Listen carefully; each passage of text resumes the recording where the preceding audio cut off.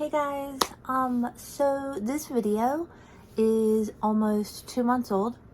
I actually made it back at the end of May, and it needed a lot of voiceover work because I actually filmed the part where I was dyeing stuff when my family was home and everybody's active and coming in and out of the kitchen. And so I was like, okay, I'll just do the voiceover real quick and the video is ready to go. A lot of stuff happened and it did not work out the way I wanted it to. And so that is why I'm currently recording a whole new opening, because the other one is so outdated.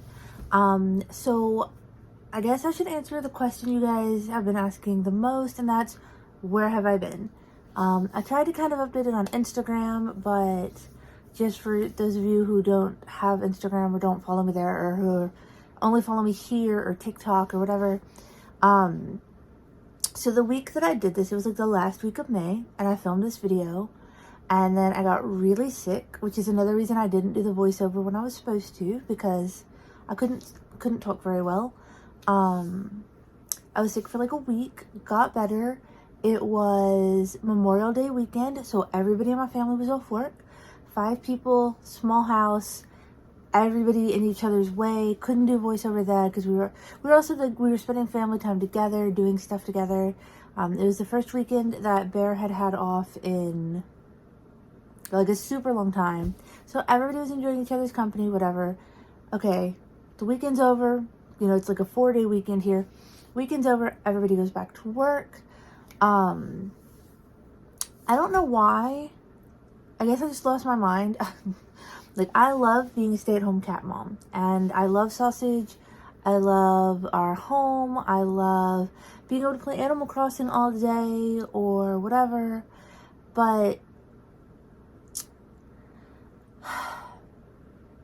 as much as I love those things, I decided to go back to work, and not as a photographer, because honestly, it had slowly killed me for like 10 years, and I didn't want to go back to that. I just wanted like a normal, low-key, regular job. And then Bear also got into the utilities program at his work, but in order to do that, you have to go back to school, which means he wouldn't have been able to work overtime, because he can't do everything. But by being in the utilities program, he works 5 days a week instead of 7, so I actually get to spend weekends with him, etc., etc. Like, there was a lot of reasons for me to consider getting a job, so I got one. I work at Amazon now, and it's like the most low-key job in the world. Sometimes I'm like at work 30 minutes, an hour, walking around, picking everybody's items and shipping them out, and I don't see another soul on my floor for like that entire time. Like, it's quiet, it's mostly dark. Like, the way they have it set up, the lights kind of come on as you walk underneath them, so the rest of the area is dark, and it saves on electricity and all that stuff. So it's a really cool job. It's really easy. I just push around this really big cart, pick up the boxes that come in on a scanner, scan them, put them in the cart, put the cart on the elevator, get another cart, do it all day, 10 hours a day, 4 days a week. And honestly, like, I feel better health-wise doing that than I did sitting at home all day, 7 days a week, whatever. So that's been really nice, but I kind of got a job on a whim, at the time. So my eye doctor came up with a kind of middle ground suggestion on how to fix my vision so that I could see to drive and live life again. Basically by getting daily wear contacts, so they allow more oxygen in. I throw them away at the end of the day. They don't agitate my eyes as bad. They're not as thick. They're not as damaging to my eyes, until I decide whether or not I want to do LASIK. So I got those. They're a little expensive, but worth it because my eyes feel a lot better in them. And then for my anxiety, my other doctor came through with a medicine that really, really helped. I've been feeling a lot better with like all of that stuff, like the PTSD and the anxiety and whatever. The medicine's been really helping. I've been back to driving. I've been working. But in all of that, so I worked, I think it was like my first week and a half, whatever. I was supposed to have the weekend off, and that Saturday morning, this is like the second week of June at this point.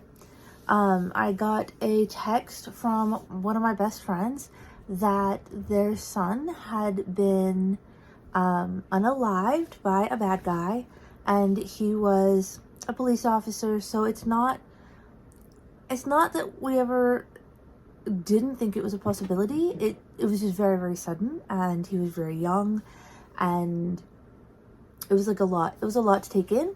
So I guess like we had to work through that, like all of us, like everybody who cared about him and whatever. And so I made it through that, through the funeral, etc. And yeah, the rest of June was just me working and like getting used to working after not. I mean, I've really kind of been a shut-in for like 3 years. I mean, man, so since the pandemic, really. But in 2021, I quit my job, like officially, fully, 100%, did my last shoot that February, because I'd technically retired the previous October, but there were like a few people I wanted to photograph that I had never had the chance to, just because of scheduling, whatever. So I photographed those people in February, and then fully quit. And so, you know, COVID was still a thing, and I quit my job, so I just didn't leave the house. And then I got Bell's palsy later that year, couldn't see, kind of lost my eyesight, whatever, and it started to heal, and then it didn't. And then I dealt with the synkinesis and had to having to, you know, do all that stuff. Still couldn't see, so I just didn't leave the house. And so suddenly, to go back to work and be doing a very kind of physical job where I'm doing a lot of squatting, a lot of like, I think I usually on average walk about 25,000 steps a day, between 10 and 12 miles, while pushing a heavy cart, squatting, lifting boxes, etc. It's kind of worn me out. I've been really, really tired. So like I come home from work and almost immediately like go to sleep. I just kind of skip dinner. I'm not even interested, whatever. So that's been wild. So this video is really far behind, and I just spent like way too long explaining everything. But I'm gonna go ahead and get into this video. The last two Series 5 girls, I needed to die. And okay, so let me tell you, when I got Michelle, it was very hard finding one with good lips. Like I just found one with like just lip splatter, lip paint, orange paint everywhere, clunky, cloggy looking nails. Like, it was rough finding a good Michelle. And then to have good eye makeup, good eyebrows, etc. There was a lot to go into that. And then for Olivia, I don't know why, but it actually took me quite a while to find a good Olivia too. It really took me just a while to find Olivia. Like, the stores had like most of the other girls first. So when I finally found her, and I found a good one, I got them both. They've since gone on to new homes. So like by the time you're even watching this video, these girls have already been sold and gone on to new homes. But so with Michelle, one of the things I did was I cut her hair to be more the length it is in the show. Because if you guys look, like in the show, it's kind of like a straight and like shoulder length bob. Whereas in the doll form, it's kind of poofy and it's a little longer, kind of more like mid upper arm length. So I did cut and style her hair to be more like the show, repainted her baby hairs, repainted her lips, all this after dyeing them, of course. I actually cut her nails short and repainted those. With Olivia, I repainted her nails and her baby hairs after I dyed her hair. And so they both, like I said, they both gone on to good homes. I'm going to explain, you know, and kind of show you guys what I did, how I dyed them. Originally, sorry, Sausage just came in the room and he likes jumping in boxes and being wild. So originally with Michelle, she was supposed to get sunrise hair. It was supposed to be like yellow and pink and orange. The yellow would not cover the orange at all. It wasn't like, it was doing nothing. I tried it. It's weird because yellow kind of is up in the air with that. Like it covers a lot of the green. Like some of the green hair girls, if you do them yellow, it comes out like beautifully. But with the orange, like, I haven't really had the best of luck. So halfway through dyeing her hair with the yellow, I was like, okay, this isn't working. So whatever I put over this is going to be affected by the fact that at least like part of it was dipped in yellow, even though the yellow didn't visibly do anything. So I ended up deciding to do like a very bronzy brunette. So it was kind of hard because I'd already decided to do that with Olivia too. Like, that's what everybody voted for. So, like, I was like, okay, well, they're both going to be pretty much the same. But, you know, if I don't love them, they can go to better homes for people who will. So that's exactly what happened. It wasn't so much that I didn't love them. I have so many blondes and brunettes at this point that, like, I was just over it. So, yeah. They went on to better lives elsewhere. I've been focused on kind of catching up on the LOL OMGs, so I'm a little behind in Rainbow High stuff. I will say I did pick up some from the Amazon Prime Day sale, which was yesterday and today. So that was like a thing. But I mean, by the time you guys see this, it'll already be past. But I am going to go do this voiceover right quick, show you guys what I did, and then I'll be back. Alright, you guys, so here you can see them out of box, fresh and new. They haven't had their hair washed yet even, but I always start when I'm dyeing dolls with washing their hair to get out even like the smallest amounts of residual hair gel, because the dye won't necessarily take evenly over it. I also debated on dyeing their clothes because I saw someone do a beautiful version of Michelle's dress with black dye, but it didn't turn black, it turned like gold, like they neutralized it, and amen, hallelujah. With her hair, like I said, super soft, but the yellow just never took. So the sunshine hair that you'll see me attempt is not... I'm sad that it didn't work, honestly, because it would have meant I wouldn't have to redo her baby hairs. Might have even looked good with her lips. I don't love the orange lipstick on her. I don't love the orange in general on her. I'm not sure what it is, because I like orange with her skin tone. I'm just not sure if it's this shade of like neon orange. And these nails are so soft and floppy and weird. They totally give me like creeper vibes. So they're getting trimmed and repainted so they look better. I didn't dye her boots, her belt, or any of the other stuff, just her dress. And it honestly didn't come out that great, which you'll see. It did not come out anything like how I wanted to do it, but that's because I missed one crucial step and I didn't have what I needed on hand. For Olivia, her hair is super soft, but again, it'll get washed anyway. And everybody voted for her hair to actually be brown, which means I have to repaint her baby hairs. Now, I love the baby hairs. I love the natural, representation that they give in terms of ethnicity. My issue with the baby hairs is that because they're sculpted, if you even wanted to get rid of them, you really can't. But moreover, you can't repaint them any which way you want, etc., etc. But we're gonna repaint those. We're gonna repaint these nails. Her nails aren't as bad as Michelle's. This outfit is really cool. It's got buckles and little suede belt ribbon thingy detailing. There's a lot going on here. But I'm gonna take this outfit to an indigo blue because I'm hoping it will look good on Kim. Alright, and then I'm going to use a scarlet red to start off with in their hair to neutralize, especially to neutralize the green that we have in Olivia's hair. This black is going to neutralize Michelle's dress. Then we have 2 tones of yellow to brighten everything back up after we neutralize it. And I've got a bit of pink. I don't know what I'm going to do with that yet, but maybe it'll be for Kim's dress. We'll see. Right now, we're just going to go ahead and take them to the kitchen. Alright, so here is Olivia's outfit in the blue. You'll notice the thread doesn't dye. The thread is, one would assume the thread would be cotton, but the belt didn't dye, and the thread in the skirt and jacket didn't dye. But overall, otherwise, it did take dye really well. I think it took me 6 or 7 minutes altogether, maybe 10. And then in this other pot, okay, so you can see, here's Michelle's dress, turning that beautiful gold color. As soon as I washed it and put it under water, it immediately went back to bright orange. And I think the problem is that I didn't have any fixative on hand. But you can see, it's getting more and more brown. It should have gone well on her, and it didn't. So the blue outfit, on the other hand, soaked up the dye. Soaked it up like it needed to live. Kind of soaked it up to dye. It's a really gorgeous outfit, and I think that Kim will be really pleased.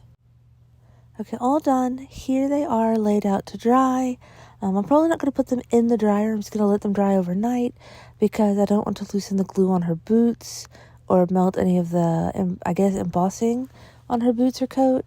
As far as Michelle's dress, like, the color, it was there. I needed a fixative, and you won't see me use one in the show right now, but I definitely will show you guys how to do it in the future.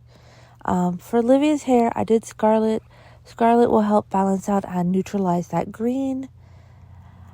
You can see it already. Like, it turned brown on the lighter greens. The darker greens still need a little bit of help. Part of it is also that it's against her skull, where we're used to seeing green. I'm going to use some black to kind of calm that brown down as well. So here's the black on Michelle's dress. As soon as I rinsed it, all of it just poured right out.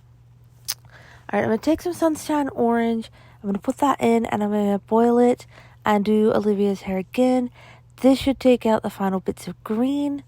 It's just, you can't really see much, but it definitely still has that tint. When it catches the light, you can definitely still tell that it's green. So I'm going to boil orange, dip her in there, and get rid of this old mossy-looking seaweed kelp hair. Okay, here's with the orange, and you can tell it's all brown now. Some dark, some light, like the highlights that were in her hair originally did stay. So I did this, and then I did end up going back over it, boiling the scarlet again, and dipping it in there just to give it more red tones, because to me, I felt like I could still just see a little bit of green tonage. So you'll be able to see that, like, there definitely is more red in her hair than there would have been otherwise. As for Michelle's hair, I did the exact same thing with the reds and oranges. I wanted to just use cocoa brown on her hair, but I wasn't able to, so I tried some indigo to get it neutralized. Then I added the orange and red to it. So it's very bronzy now, which is what I wanted, but we have to redo all these baby hairs and her lips, and I need to give her a haircut. She's very shaggy. Olivia, like, you can see here, I did some green, or not green, I did some red and then some orange. You could still see the green. What you don't see is after this video, I went back and boiled in a high pot of red again and dunked her again for like 20 minutes. And here's how they came out before I did that second dunking. You can see I've already cut Michelle's hair. The hat's kind of holding it down while it dries, but eventually I realized it didn't really matter. But they both look really beautiful. If I had to choose a favorite, it would be really, really hard. They're so cute, honestly.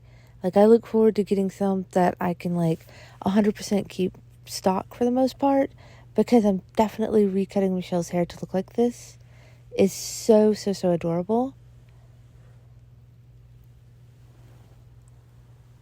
But you can tell right here, like, they both need just a little bit more. You know, the hair color's almost there. I didn't really have a lot of outfit choices to how I dress them, but I found what I could find that was close enough. Next up, I went ahead and pulled out my paints. I've got my clear enamel. That's what I'm going to use to do the sealing with on the lips, nails, and baby hairs. Now, for the actual baby hair color, the lip color, and the nail color, the nail colors I did with just a regular brown acrylic paint. The, like, bronzy colored lips and baby hairs on both dolls, that actually came from using an oil-free, like, a powder makeup, like an eyeshadow. I picked the color that looked best, and I rubbed it across the embossed baby hairs and her lips, and then I just used the gloss sealant over top of that. It was a lot easier for that to look good than for me to sit there and try to hand paint each individual baby hair, because my hands just aren't steady enough for it. So after that, I just went over them with the clear gloss, sealed them down, and voila, they're good to go. Like I said, I couldn't really find a lot of clothing choices that suited them, so you'll have to just bear with what they've got. But let me show you what they look like without the hat and stuff. Okay, for Olivia, here it is in just like some indoor lighting. Here's Michelle's in some natural window lighting. Here's Olivia's in the natural window lighting. It's a little darker, but other bright lights on. Michelle's hair in our, like, studio lights. Olivia's hair in the studio lights. Both of them look a lot more red. And then Olivia's hair outdoors. Okay, you guys, so I don't know, like, what you think of them. Like I said, I did a lot, and then I turned around and did a lot more. Because I couldn't get just the right shade of bronze that I wanted. But they ended up coming out lovely. Cutting Michelle's hair was a little nerve-wracking, but it came out really well. So I'm probably going to do that to my stock Michelle as well, just so that she looks like what she's supposed to in doll form, in show form or whatever. And so you can probably see that on my Instagram. With everything going on, I did quit doing my Instagram subscribe program. I didn't really have that many subscribers, so like it was alright. Like, I don't think they'll miss anything. But I did take the videos that I had made for them since they were like more than 2 months old, and I put them on TikTok, Instagram, and here on YouTube.